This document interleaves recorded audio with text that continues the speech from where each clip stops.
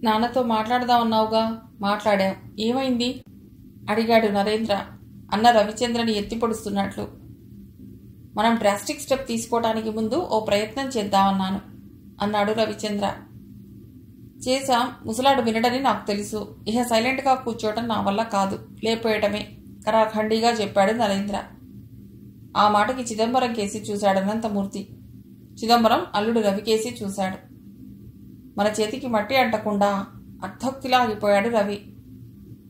అంటుకోదు, పాపం యాక్సిడెంట్లో పోతాడు అనంతమూర్తి విషాదాన్ని రంగరించి వ్యంగ్యంగా అన్నాడు. ఇట్స్ బెటర్, చిదంబరం ముఖమంతా అక్కసు నింపుకుని చెప్పాడు. ఎలా? అడిగాడు రవిచంద్ర నిర్వికారంగా. అందుకు తను చేసిన పొరపాట్లు, దయాకరం అడిగిన సుపారీ అన్నీ వివరించాడు Ananthamurthy.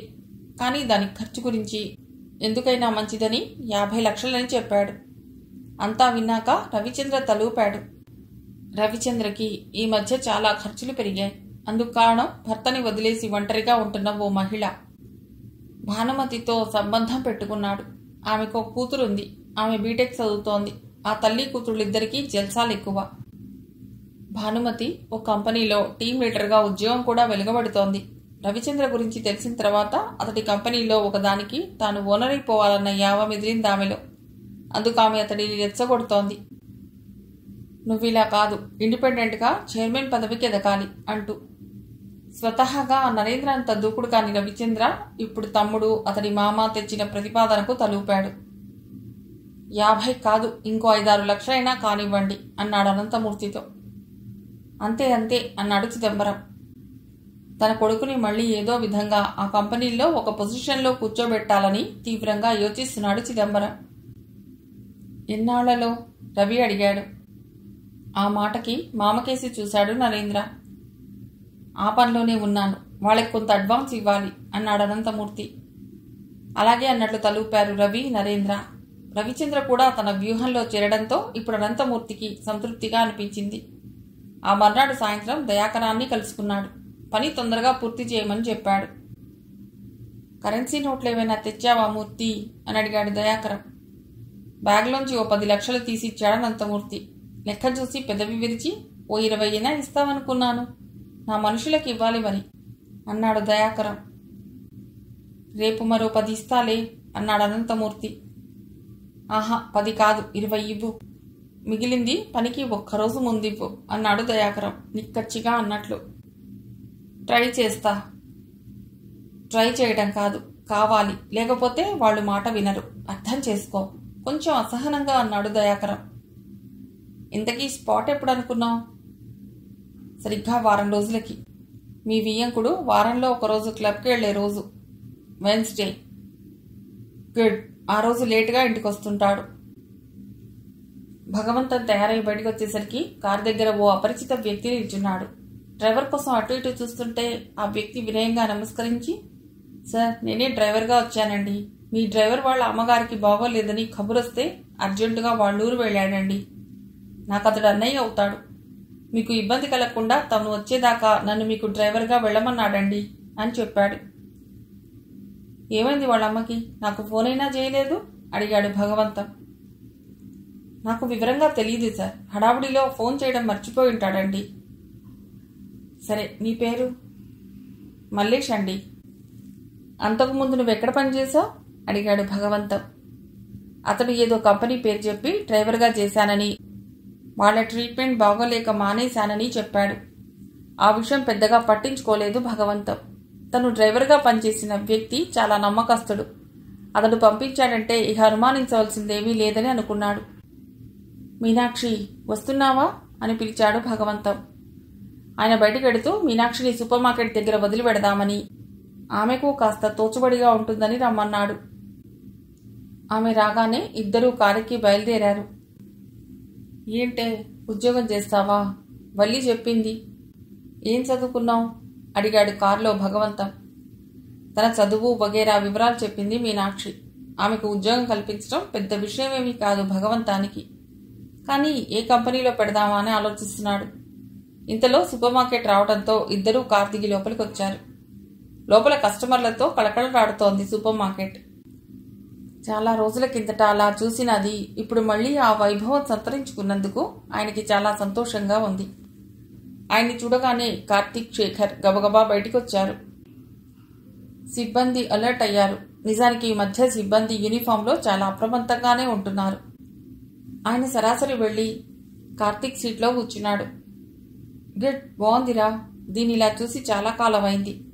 Now I'm happy, carry on అని అందరినీ అభినందించి లేస్తూ, దీనికి కాస్త తోచుబడి అవుతుందని తీసుకొచ్చాను, నేను ఇంటికెళ్ళేటప్పుడు తీసుకెడతాను మీనాక్షిని ఉద్దేశించి చెప్పి, యామినికి మీ అమ్మ పచ్చళ్ళు కూరగాయల గురించి బాగా చెప్తోంది, యామిని ఓపిగ్గా వింటోంది అని నవ్వాడు భగవంతం.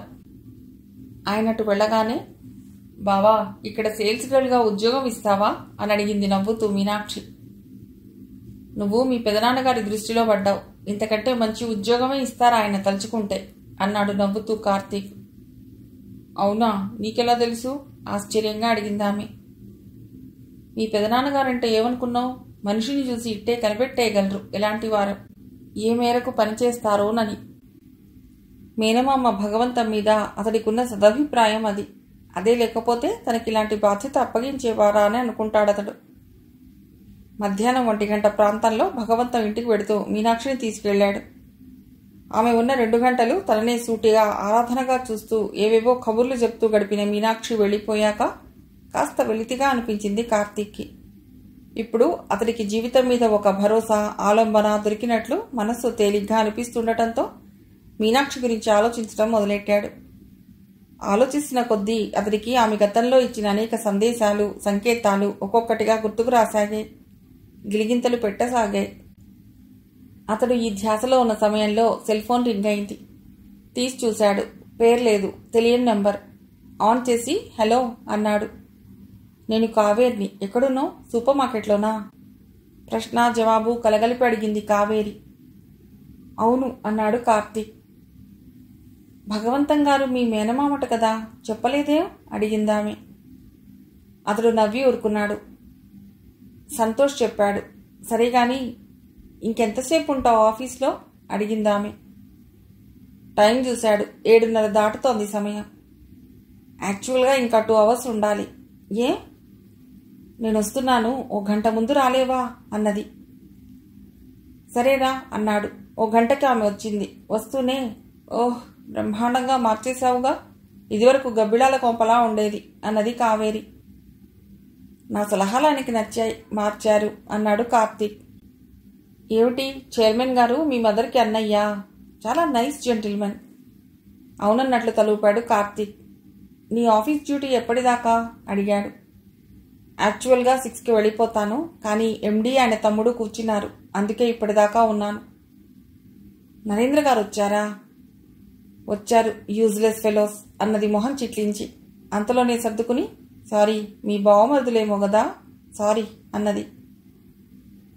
ఏమైంది కుతూహలంగా అడిగాడు కార్తీక్. చెబుతాను, ఇక్కడ కాదు, బయటికెడదాం అంటూ లేచింది కావేరి. ఆమె ఏదో ముఖ్య విషయం చెప్పబోతున్నదనుకుంటూ తను లేచాడు. శేఖర్కి చెప్పి బయటికొచ్చాడు. దగ్గరలో ఏదైనా పార్క్ ఉంటే అక్కడ కాసేపు కూర్చుందా అన్నదామె. అతడు బైక్ తీశాడు. ఆమె ఎక్కి కూర్చున్నది. కావేరి చొరవ అతడికి తెలియంది కాదు. 10 నిమిషాల్లో వాళ్ళిద్దరూ దగ్గరలోని ఓ పార్క్ వచ్చారు. నీకు చెప్పొచ్చో చెప్పకూడదో తెలియదు, చెప్పాలో వద్దో కూడా తెలియటం లేదు, కానీ చెప్తున్నాను. వారం 10 రోజులుగా ఈ విషయమై నేను మల్లగుల్లాలు పడుతున్నాను అన్నది కావేరి పార్క్లో ఓ బెంచ్ మీద కూర్చున్న 5 నిమిషాలకి. దేని గురించి? ఆమె అన్న ధోరణికి అతడిలో కుతూహలం పెరిగింది. మీ మావయ్య గారు, అదే చైర్మన్ భగవంతం గారి లైఫ్కి థ్రెట్ ఉన్న విషయం. ఆయన లైఫ్కి థ్రెట్టా? ఆశ్చర్యపోయాడు కార్తీక్. అవును కార్తీక్, ఈ విషయం నాకు తెలిసినప్పటి నుండి మనసంతా ఆందోళనగా ఉంది అంటూ ఆ రోజు తాను తన ఎండీ రవిచంద్ర, నరేంద్ర మాట్లాడుకున్న మాటలు, ఆ తర్వాత మళ్లీ వాళ్ళు కలుసుకున్న నాటి విషయాలు అస్పష్టంగా వినిపించిన మేరకు అన్నీ కార్తీక్కి చెప్పింది గుక్కదిప్పుకోకుండా కావేరి. అంతా విన్న తర్వాత కొద్ది క్షణాలు మాట్లాడలేకపోయాడు కార్తీక్. అంతేకాదు, అదంతా అబద్ధాన్ని కొట్టిపారేయలేకపోయాడు కూడా. అందుకు కారణం తల్లిని చూడటానికి అంతకు ముందు రోజు భగవంతం ఇంటికి వెళ్ళినప్పుడు ఆమె అడిగిన ప్రశ్నలు, చెప్పిన విషయాలు చప్పున అతడికి గుర్తొచ్చాయి. ఏంట్రా కార్తీ, మావయ్య ఆయన పిల్లలు మాట్లాడుకోరా? ఎప్పుడు చూసినా ఎడమొహం పెడమొహంగానే ఉంటారు. నన్ను కూడా వాళ్ళెప్పుడు పలకరించరు. నేను పలకరించినా అంటీ ముట్టనట్లు మాట్లాడతారు అని కల్పవల్లి అడిగినప్పుడు, అదేం లేదమ్మా, వ్యాపారాల బిజీ అని తాను సర్ది చెప్పడము స్ఫురించింది. సూపర్ మార్కెట్ పునరుద్ధరించి పునఃప్రారంభ సమయంలో కూడా వాళ్ళిద్దరూ అలాగే ఉన్నారు.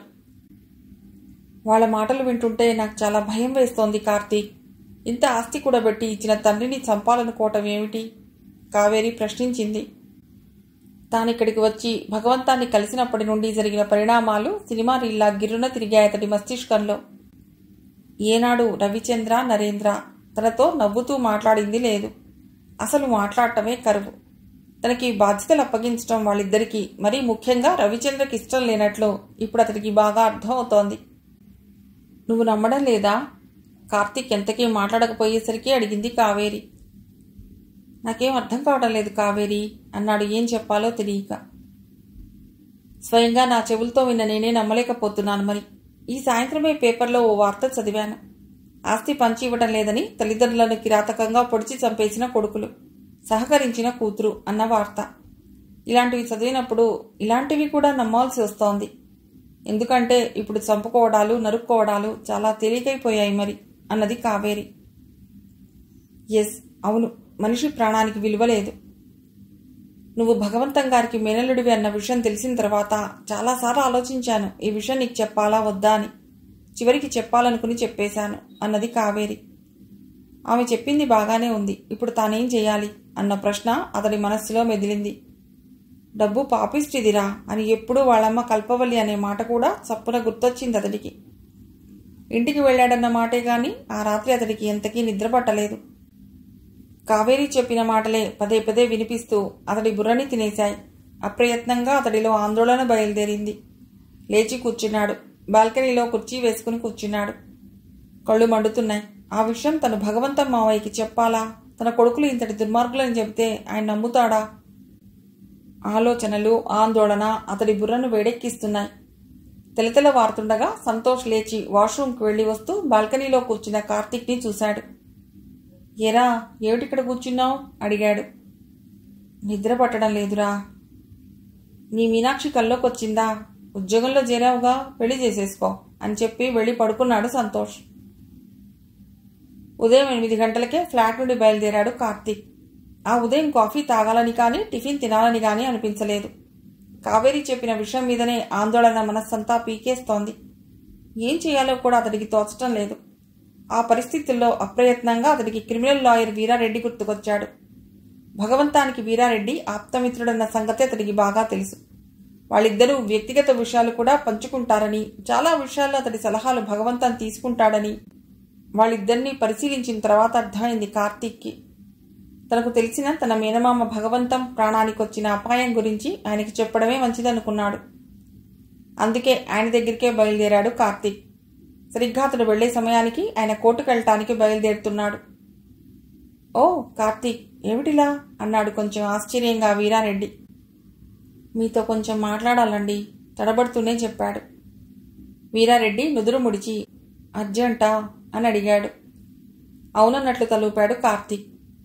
కమాన్ అని లోపలికి నడిచి వరండాలో ఉన్న కుర్చీలో తాను కూర్చుంటూ అతడికి కుర్చీ చూపించాడు.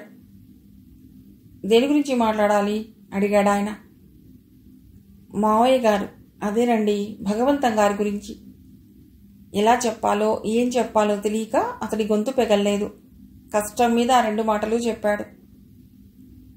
భగవంతం గురించా ఆశ్చర్యంగా అడిగాడు వీరారెడ్డి. అవునండి, కానీ ఎలా చెప్పాలో తెలియటం లేదు. ఎంతవరకు నిజమో కూడా నాకు తెలియటం లేదు. కానీ ఇది నిజం కాదనుకుంటూ ఏ ప్రమాదం జరుగుతుందోనన్న టెన్షన్గానూ ఉంది సార్. అందుకే మీ దగ్గరకు వచ్చాను అన్నాడు కార్తీక్. ఈసారి అతడికి కొంచెం బెరుకు తగ్గింది కూడా. చెప్పు, నిజమో కాదో నేను చెప్తాను వీరారెడ్డి అన్నాడు. కొంచెం ఊపిరి పీల్చుకుని తనకి కావేరి చెప్పిన విషయాలన్నీ ఆయనకి చెప్పాడు కార్తీక్. అంతా విన్న తర్వాత కొద్ది క్షణాలు మాట్లాడలేదు వీరారెడ్డి. కళ్ళు మూసుకుని అలాగే కూర్చుండిపోయాడు. ఈ విషయాలు నీకెలా తెలిసాయి? కాసేపు అయ్యాక అడిగాడు వీరారెడ్డి కళ్ళు తెరిచి.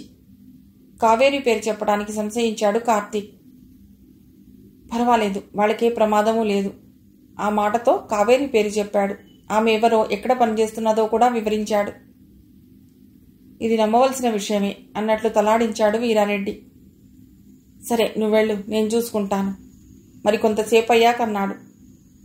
కార్తీక్ లేచి అక్కడి నుంచి వచ్చేశాడు. కానీ తాను వీరారెడ్డికి చెప్పటం మంచిదా కాదా అన్న మీమాంస అతడి మస్తిష్కంలో గింగుర్లు కొడుతూనే ఉంది. ఆ రోజంతా అతడు అన్యమనస్కంగానే ఉన్నాడు. కకావికలమైన మనస్సుతో ఉన్న వీరారెడ్డి కారులో కొట్టుకు వెడుతూ పరిపరి విధాల ఆలోచనలతో ఉన్నాడు. సెల్ తీసి ఏసీపీ నరసింహనాయుడికి ఫోన్ చేద్దామనుకుని కారులో డ్రైవర్ ముందు మాట్లాడటం మంచిది కాదని ఆ ప్రయత్నం విరమించుకున్నాడు. కోర్టుకు వెళ్లి బార్రూంలోకి వెళ్లకుండా ఓ చెట్టు కిందకు వెళ్లి ఏసీపీ నాయుడికి ఫోన్ చేశాడు. చెప్పండి లాయర్ గారు అన్నాడు అటునుంచి ఫోన్ రిసీవ్ చేసుకున్న నాయుడు. చెప్పడానికి సిల్లీగా ఉంటుందేమో, నిజమో అబద్ధమో కూడా తెలియదు. కానీ నేను విన్నది చెప్పకుండా ఉండలేను, నీకు చెప్పాలి అంటూ కార్తీక్ ద్వారా తాను విన్నది చెప్పాడు నాయుడికి Veerareddy. It may be correct అన్నాడు నాయుడు అంతా విన్నాక. వాట్? ఇదివరకు నీకు చెప్పాను, అంతకుముందు జరిగినది భగవంతం మీద అటాకేనని. అవును, గుర్తుంది. ఆ డర్టీ ఫెలో ప్రయత్నాలు కంటిన్యూ చేస్తూనే ఉన్నాడు. నా ఏర్పాట్లు నేను కూడా చేస్తున్నాను. డోంట్ వరీ, మన వాడికేం కాకుండా నేను చూసుకుంటాను భరోసా ఇచ్చాడు ACP Narasimha Naidu. Okay ACP sir అన్నాడు వీరారెడ్డి కాస్త కుదుట పడుతూ. అంత అర్జెంటుగా చేయవలసిన పనులేవీ లేకపోవడంతో ఆ రోజు పేపర్ తీసి చూస్తోంది కావేరి. మొదటి పేజీ అంతా ఒకరికొకరు రాజకీయ పార్టీ వారు దుమ్మెత్తి పోసుకుంటున్న వార్తలే. సవాళ్లు, ప్రతి సవాళ్లు, దేవుడు ముందు ప్రమాణాలు వగైరా చెత్త, కానీ వార్తలే. విసుగ్గా ఆ పేజీ తిప్పేసింది కావేరి. హెడ్లైన్లు మాత్రం చదువుతూ పేజీలు తిప్పేసి నగర వార్తల దగ్గరకు వచ్చింది. యథావిధిగా అత్యాచార వార్తలతో సహా క్రైమ్ వార్తల్లో తండ్రిని చంపిన కొడుకులు వార్త కావేరీని ఆకర్షించింది. ఆ వార్త పూర్తిగా కాకపోయినా మొదటి పేర చదివింది కావేరి. మామూలే, ఆస్తి కోసం తండ్రిని చంపేశారు 2 కొడుకులు. చిచ్చి అని పేపర్ విసిరికొట్టింది ఆమె. సరిగ్గా అప్పుడే ఆమె సెల్ ఫోన్ రింగ్ అయింది. అది చైర్మన్ భగవంతన్ నంబర్. చూడగానే కంగారు పడుతూ ఆన్ చేసి హలో సార్, గుడ్ మార్నింగ్ అన్నది. Okay morning. మన హోటల్లో హౌస్ కీపింగ్ పోస్ట్కి ఎవరైనా అపాయింట్ చేశారా అడిగాడు భగవంతం. ఇంకా లేదు సార్, అప్లికేషన్స్ వచ్చాయి. ఎండి గారి టేబుల్ మీద ఉన్నాయి సార్. ఎండి గారు వచ్చారా? ఇంకా రాలేదు సార్, చెప్పింది ఆమె. వచ్చాక నాకోసారి ఫోన్ చేయమను అనేసి ఆయన ఫోన్ కట్ చేశారు. ఆయన అడగడంలో కాస్త వ్యంగ్యం ధ్వనించింది ఆమెకు. భగవంతం ఫోన్ చేసిన అరగంటకి రవిచంద్ర వచ్చాడు ఆఫీస్కి. అతడు రాగానే కావేరి వెళ్లి భగవంతం ఫోన్ చేసిన విషయం, ఆయన అడిగిన వివరాలు చెప్పింది. అలాగా అన్నట్లు తలూపాడు రవిచంద్ర. ఇంకా ఏ దిక్కుమాలిన బంధువైనా ఉన్నాడేమో ఆ పోస్ట్కి అన్నాడు విసుగ్గా. మిమ్మల్ని ఒకసారి ఫోన్ చేయమన్నారు సార్, చెప్పింది కావేరి. నిర్లక్ష్యంగా తలూపాడు రవిచంద్ర. తండ్రి కొడుకుల ఈ విచిత్ర బంధానికి నవ్వాలో ఏడవాలో తెలియక నిర్లిప్తంగా తన సీట్ దగ్గరికి వెళ్ళింది కావేరి. కార్తీక్తో తను మాట్లాడి 2 రోజులు అవుతోంది. మళ్లీ అతడు తనకు ఫోన్ చేయలేదు. ఏం జరుగుతుందో ఆమెకు తెలియక అయోమయంగా అనిపిస్తోంది. కార్తీక్కి ఆ విషయాలు చెప్పి తను తప్పు చేశానా అని ఆమె ఆ రోజు నుండి చాలాసార్లు అనుకున్నది కూడా. అంత షాకింగ్ న్యూస్ తను చెప్పినా ఏమీ జరగకుండా ఇలా ప్రశాంత వాతావరణం ఉండటం కూడా ఆమెకు గుండె లోతుల్లో కించిత్ భయాన్ని, ఇప్పుడెవరికీ పైకి చెప్పుకోలేని ఆందోళనని కలిగిస్తున్నాయి. కార్తీక్కు ఫోన్ చేద్దామా అని 5-6 సార్లు అనుకుని కూడా చేయలేదు. అతడే చేస్తాడని ఎదురు చూస్తోంది. నేనలా బజార్కి వెళ్ళొస్తాను మావయ్య, వల్లీ పిన్ని మీకు కంపెనీ ఇస్తారు అంటూ బయలుదేరింది ఆమెని. అలాగేనమ్మా అన్నాడు భగవంతం. మీనాక్షి కూడా వస్తోంది పిన్ని అంటూ మీనాక్షితో వెళ్ళింది ఆమెని. కార్తీక్కి పెళ్లి చేసేవే, వాళ్ళు వెళ్లిన 1/2 గంటకి కల్పవల్లితో అన్నాడు భగవంతం. వాడింకా ఉద్యోగంలో స్థిరపడని అన్నయ్యా. స్థిరపడ్డట్టే కదా, అయినా వాడి గురించి మీకు బెంగా అక్కర్లేదు, నేను చూసుకుంటాను.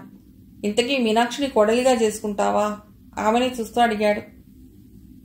ఆ మాటకి అన్నగారి వంక నవ్వుతూ చూసింది కల్పవల్లి. మీనాక్షి మంచి పిల్లే అన్నయ్యా, కానీ చిన్నన్నయ్యకి ఇష్టం ఉందో లేదో తెలియదు. అంతకుముందు నేను ఆ మాట అంటే ఇప్పుడు అలాంటి మాటలేం వద్దని కొట్టిపారేశాడు మరి. అయినా కార్తీక్ ఇష్టమో కాదో తెలియదు అన్నది కల్పవల్లి. వాడికిష్టమేలే, ఇక పురుషోత్తం మాటలు పట్టించుకోకు. ఇప్పుడు కార్తీక్ మంచి ఉద్యోగస్తుడైతే ఎగిరి గంతేసి పిల్లనిస్తాడు అన్నాడు భగవంతం నవ్వుతూ. ఆ మాటకి అవునన్నట్లు నవ్వి, అది సరే గాని కార్తీక్కి మీనాక్షి అంటే ఇష్టమని నీకెలా తెలుసు అని అడిగాడు. వాళ్ళ ఈ మధ్య కళ్ళతో మాట్లాడుకుంటున్నారులే అన్నాడు నవ్వుతూ భగవంతం. అవునా? కించిత్ ఆశ్చర్యపడింది కల్పవల్లి. మొన్న మధ్య సూపర్ మార్కెట్ ఓపెనింగ్ రోజు గమనించాను చెప్పాడు భగవంతం. నేను గమనించలేదన్నయ్యా అంటూ నవ్వింది కల్పవల్లి.